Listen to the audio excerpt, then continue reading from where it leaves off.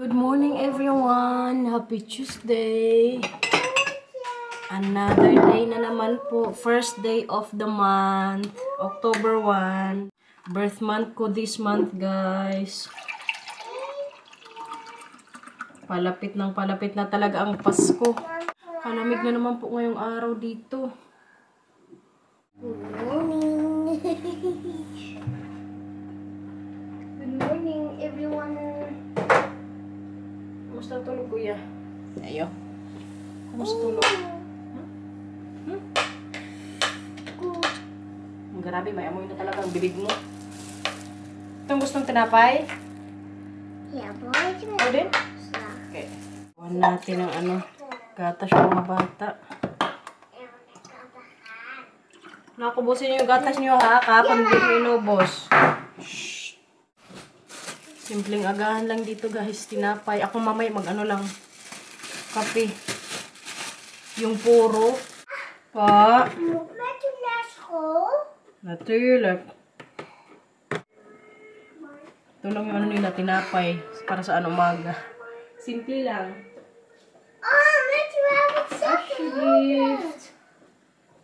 Same kayo ng plato kay gusto nyo lagi parehas kayo. Baka magpunta kami mamaya ni ano.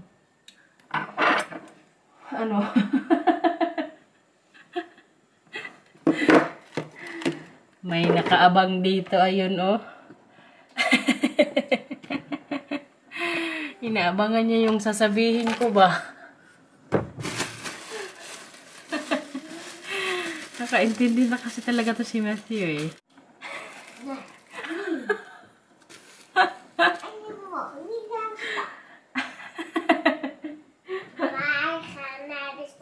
Ayo. Honey. Pa. Ito pala yung inumin kong kape ngayon, guys. Oh. Yung hindi nagpapalpitate yung ano ko. Heartbeat pa. Hindi ko pa alam, kuya. Mag-isip ako mamaya kung gala kami ni Mila.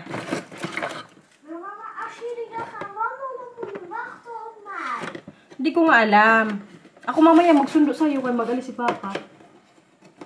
Sunduin ka namin ni Mila, okay? Baka maglakad lang kami. Ay, hindi ba kayo magkasya sa bisikleta ni Mama? Hindi pwede kay... Paiwan mo doon yung bike mo kay Papa. Sabihan ko si Papa. Opo. Mamaya, kausapin ko si Papa. Baka palagay ko yung bisikleta niya sa sasakyan ni Marcel pagkatid sa kanya. Tapos iwan na lang doon sa sa sasakyan. Kaya yun nga, sunduin ko mamaya si Matthew kaya si Marcel may appointment. Mas maganda ganun, kuya, no? Para bisikleta ka tapos si Mila sa likod ko. Sige.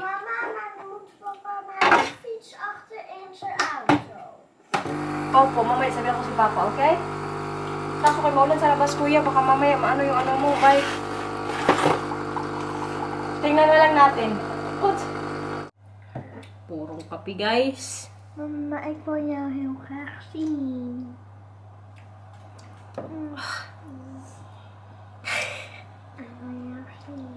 Para akong magdigo.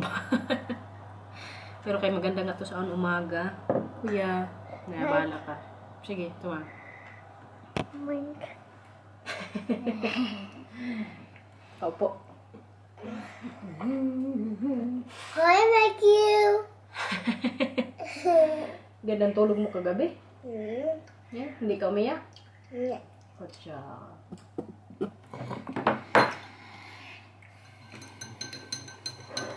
Labadami tayo, guys! Nasa school na yung mga bata. Nakaligo na rin po ako kay para may energy nga ngayon. Kay mga ilang araw na din ako hindi nakaligo. Malamig na naman kasi ngayon dito. Hindi ba ilang araw, mga lang, 2 days. Kaya ngayon, naligo talaga ako bago magsala ng mga labahan. Kaya kadami ko rin kailangan gawin ngayong araw. Kaya labadami tayo today. Makagalaw-galaw ko ngayon kaya mga bata nga po nasa school. May something na talaga tong camera ko ba? Hindi automatic masara yung parang clip niya. Today pala guys, anniversary nila nanay tsaka tatay. For sure si nanay nanonood to. Happy anniversary nanay, tatay. Ano na po sila? 51 years together. Sana all, no? Grabe, 51 years guys. Si nanay tsaka tatay po kasi maaga din yan silang nag-asawa. 16 years old ata si nanay or 17. Nung nanganak siya sa ate ko or nung kinasal sila ni tatay. Basta in total po, 51 years yan sila today. Sila binan nga this week, alam nyo, mag 61 years together ata or 60 plus. Kay same lang po yan sila ng month ng anniversary nila nanay tsaka tatay. Diamond na ata yan pag 60 years na kasal. Check nyo nga guys kung anong yan. Ang pagkakalam ko kasi, di ba, may yan, parang may silver, may platinum, gold, diamond, may something. Kayo na lang ang mag-check no, tapos i-comment nyo.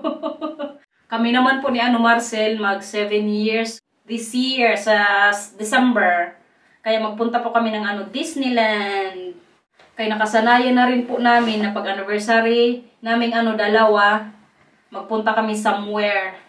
Nung mga nakaraang taon nga, kung nakasubaybay po kayo sa mga previous vlogs ko po, nagpunta kami sa London. So this year, sa naman kami, Disneyland. Tapos mag-Paris kami isang araw. Si Mila nga, ang sabi ko kapag magpunta kami sa Disneyland, siya, Disney princess na damit. Ayaw, good ng batang yun. Sabi nga ni Marcel ng isang araw, sayang kay si Mila, ayaw princess dress. May gusto sana siyang bilhin para kay Mila, kay naka-sale.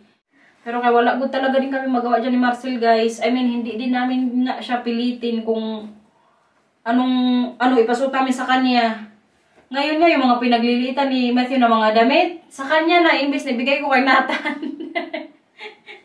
Sa kanya ko na napapasuot kaya pagka umaga, ang sinasabi niya good kaagad, Mama, gusto ko yung mga kung sa Tagalog pa, mga astig na damit ni Matthew, yung mga pinaglilitan nga. Kay idol po talaga niya yung kuya niya.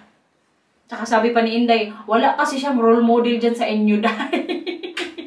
Kaya kahit ako mismo, hindi din naman ako mahilig minsan sa mga dress or talagang pantalon po talaga ako. Kahit nga sa tali ng buhok, alam nyo, pag magtala ko ng buhok, isang talian lang, di ba? Yung mga ibang mga nanay o ibang mga babae, kagaling mag-trintas. Pero ako kasi wala din po talaga akong katalent-talent. Maawa din ako minsan, halimbawa, may times na talagang gusto kong, may times na may gusto ko pasot sa kanya, tas ipilit ko. Kahit umiiyak good talaga yan siya, mga ilang minuto. Mamaya nga for sure, pagkatapos niya magpasok sa school, pagdating sa bahay, magbihis kaagad yan. Puno na tong natin, labahan. Okay na siguro to. Ito siguro, kusutin ko lang to kay baka masira sa washing machine ba. Mahal pa naman yan. Tapos itong Spider-Man ni Mila. Mga pa-costume nila dito sa bahay ba. Malapit na nga mag-Halloween eh. Gusto ko sana silang bilhan ng costume.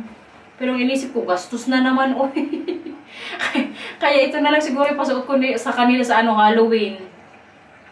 Mag-Halloween kaming 4 dito sa bahay. Lagay na naman tayo ng mga pa-decoration dito, guys. Pero kapag tira ako ng mga bola para mamaya kalamansi tsaka Mila, tapos yung iba, iakyat ko na mamaya kaya para malinis na rin dito sa baba kay kadaming kalat. Tapos, bukod po pala sa mga bola na nilagay ko nga dito, magdadagdag ako sa mga darating na buwan kapag nakabili kami ni Marcel yung mga padahon-dahon. Kaya nagtingin-tingin din ako kasi kagabi sa online sa pa-decoration para sa Christmas tree. Ay, para mas maganda siyang tingnan. Ay! Wala. Automatic nagpunta yung bola. Ilagay ko rin pala tong ibang Ang cute neto guys, tingnan niyo. Mga glass din po to siya. Kaya kailangan sa taas ko nga lang to malagay. Katagal na nitong mga ni Marcel gamit sa pang-Christmas.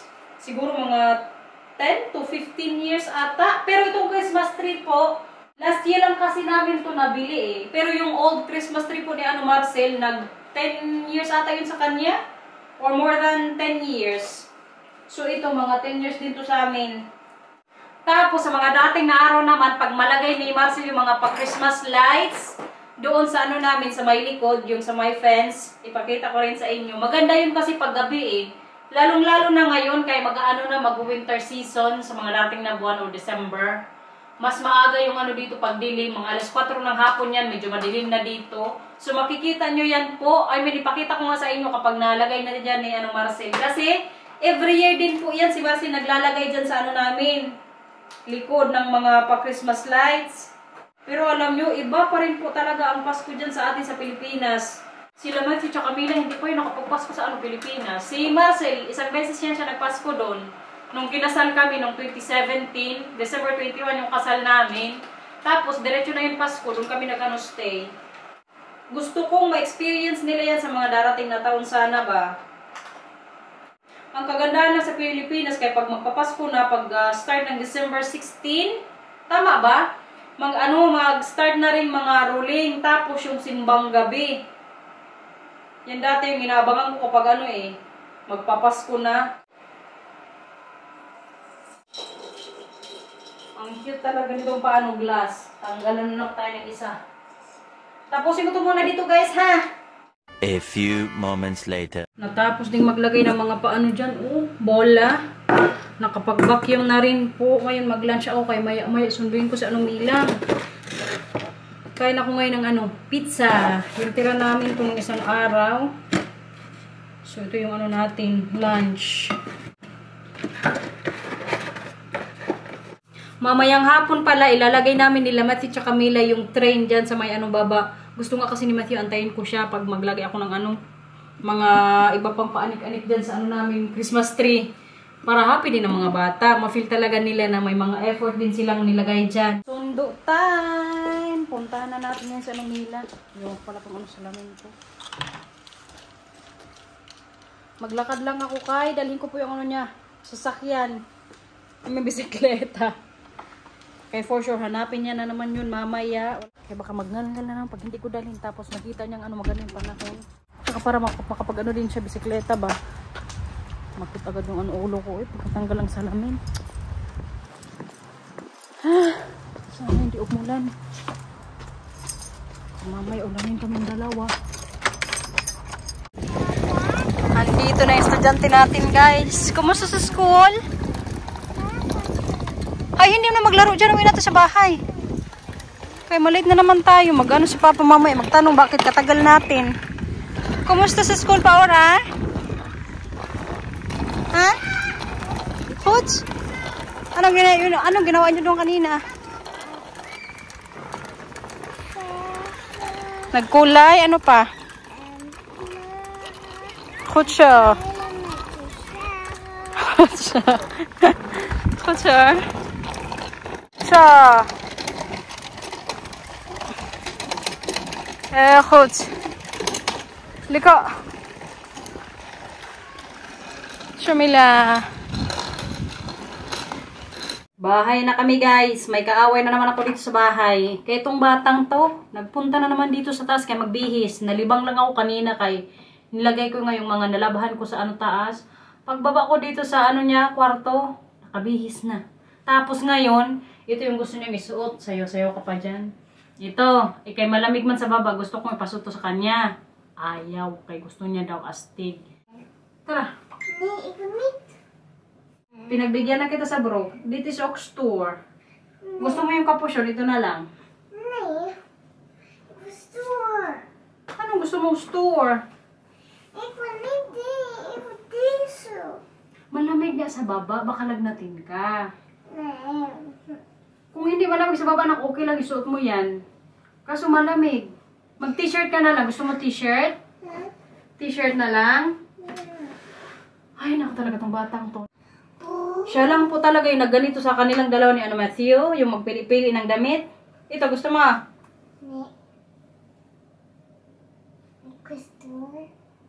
Ikaw, store ka ha? Kuha si mama ng t-shirt sa kwarto ni kuya, okay? Dito ka lang. Doon ka lang sa kwarto mo. Doon ka. Pero, pili ka pa dito. Ito. Ito, gusto mo? Ha? Ito, pagdami talaga ni Matthew. Pwede na. Tingnan niyo naman niya ngayon, guys. Bakit ka lagi magbibihis kapag galing ka sa school? Huwag naman ganyan na. Ja, wel. Bakit? Omdat ik het wel elke keer aan je vraag. Naku talaga bata ka. Baba na tayo. Ja. Kaya nagsampay na si mama. Doon nakadalawang talang na tayo sa lalo na ngayon labahan. Doon naman sa baba. Ja. Ano kaya yung reaction naman ni Kuya pag nakita tong damit? Maliit na rin kasi ito kay Matthew eh. Parang makakatipid na nga ako sa mga darating na taon. Kaya gusto niya ngayon, yung mga pinagliitan nga po ni Matthew sa kanya na daw. May tagapagmana na si Matthew, guys. Prepare na naman tayo ng dinner, guys. Si Matthew po pala nandito na. Actually, kanina pa, pero may kalaro siya kanina dito, yung kaklase niya. Sumama dito sa bahay. Medyo late na nga na-pick up. Dapat 4:30. Kaso pumunta dito, or pinik up yung kaklase niya. Alas 5 na. Nee, met jij dan te je. Mama, Po? pak mijn koptelefoon, want dan ga ik zo lekker muziekjes luisteren en ga ik kleuren. Ay, hindi mo iniwan doon sa school? Wel. Wala man sa bag mo. Andun sa school yun dapat, diba? O hindi mo yun magamit sa bahay. Wel. Waar is die andere koptelefoon? Ay, hindi yun. Kasi extra yun. Pag nasira yung isa, yun yung gagamitin mo kapag ano. Nee, want papa zei gisteren, als die andere op school is, dan is die voor thuis. Ay, yun sinabi ni Papa? Dat zegt papa, dus mag ik die dan gebruiken? O sige, mamaya hanapin ko kung saan ko nilagay yun, okay? Ik wil hem nu hebben, maar zometeen gaan we al eten. Opo, kaya naggawa si Mama ng sabaw. We gaan sabaw eten. Gusto mo yan, Mila? En mama, ik wil nu mijn koptelefoon. Opo, mamaya. Kaya hindi ko alam kung saan ko na naman nalagay na. Galing talaga magkulay ng kuya namin, oh. Kulay niya sa Spider-Man. Ikaw, anong gawin mo, Mila? Papatrol? Paw Patrol? Seryoso, oh. Tingin nga ng magandang bata na yan. Tingin ng magandang bata na yan. Nagkaroon sila ng time ngayon kay kanina si Matthew may ibang kalaro. Lijkt bruin, maar is rood. Opo. Nainit ang Camila? Nee, Namumula yung pisngi mo ah. ik wel. Kain guys. Bulalo. Yan po yung itsurang bulalo ko ngayon. Tapos may bone marrow. Tikman mo na Mila. Kain na. Proof ah? Eh, proof ah. Tikman mo ang sabaw ni Mama. Nyam, nyam, nyam. Sarap? Lekker. Goed siya. Lekker. Lekker po is masarap. Si Matthew nga ngayon, akala niya, ginawa ko na naman sabaw sinigang. Nagreklamo good siya, hindi daw masarap. Pero kay kain siya ng kain ngayon. Nanibago lang siguro yung panlasa niya. Kaya yun nga, mahilig po kasi talaga si Matthew sa sinigang na sabaw. Yung bulalo, hindi man maasim po. Kasi mama? Zo, naar jullie. Sa gilid? Kutsa! May Tagalog words na naman siya sinabi dito. Lied. Yeah! Ikaw nga, ikaw. Kain na, kain na. Kain everyone. Katakot, mahibla na naman tayo sa pa-bone marrow, guys. Mama, Po, kain na, kain na. maar mag ik laat eten nog even een ijsje? Pag maubos yung pagkain mo. Ako spraw ka? Oep. Kain na pa, Ora. Mag ik die? Ito.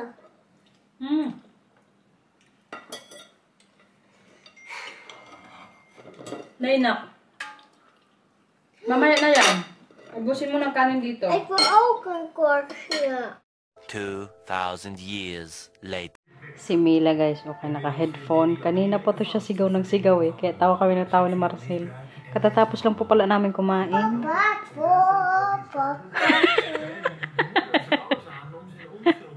Yung patrain pala natin sa Christmas tree, hindi muna namin nilagay nila Matthew kay kapagod guys. Katatapos ko lang kasi maglinis din sa kusina. Kadami kong nilagay sa mga hugasan. Kaya parang tinamad na ako. Tapos kadami ko din tinupi kanina. Hala, yung labahan ko pala. laundry. Kailangan ko pang isampay. Diyos ko, Lord. Busy na naman tayo ngayong araw ba? Nakaano ako, 4 na salang. Nalabhan lahat. Bukas po kasi magalising kami na Nila. May puntahan kami 2. Kaya nilawahan ko talaga kanina lahat. Pero kalimutan ko. Di pa lang yung isa sa dryer. Tapos may sinalang pa akong isa. Ang buang na, oy. Bukas ko na lang siguro, no. Ilagay doon total na dryer naman yun. Medyo ano na yun, tuyo. Je draait een half uurtje, 3 kwartier nodig. Then, ano? There's still sun? Nee, het is nog wel licht. Okay. Als het licht is, dan werken de zonnepanelen. Ilagay ko na lang yun sa dryer. Kaya sabi ni Marcel, may ano pa daw, araw. Paggabi na kasi dito, hindi ko na ginagamit yung ano dito, mga kuryente ba, yung mga panghugas, yung dishwasher, tapos yung washing machine. Kaya diba, naka-solar nga po kami. So, ang naisip ko talaga, pag maaga akong maglaba, mag-open ng dishwasher, mas magagamit yung kuryente or matcha-charge yung solar namin sa taas. Kaya ilagay ko na lang sa dryer yung mga towel din na nilabhan ko kanina. Magsampay tayo, guys! Sampay na natin tong mga nalabang kanina. Yung kanina nga ito, nakasampay na din, oh. 4 na salang good to kanina nga umaga. Yung mga towel po, nandun, nakasalang pa sa dryer. Kay binuksan ko na nga lang, tumuro ko na sana dapat gawin. Walang katapos ang dito sa bahay. Uy, labahan, tapos tupiin. Nagreklamo na ko daw kanina kay Marcel. Sabi ko pa sa kanya, oh. Hindi matapos-tapos yung mga tupiin ko sa taas. Wala na good lang kanina siyang na-comment sa akin. Buti na lang, na-dryer na rin to. Tomorrow, ko na tutupi. Pag hindi na naman ako tinamad. Minsan kasi alam nyo, yung mga nalalabang ko pong mga damit, hindi ko din yan agad-agad natutupi. Abutin pa yan minsan ng 1 linggo. Kaya kapagod magtupi, guys. Lalong-lalo na yung mga medyas na. Dito yung dalawang makyan. Po!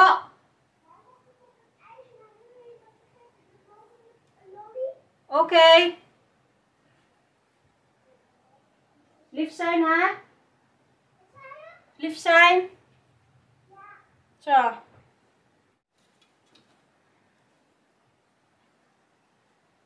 Ay, Diyos ko. Bedtime! Po.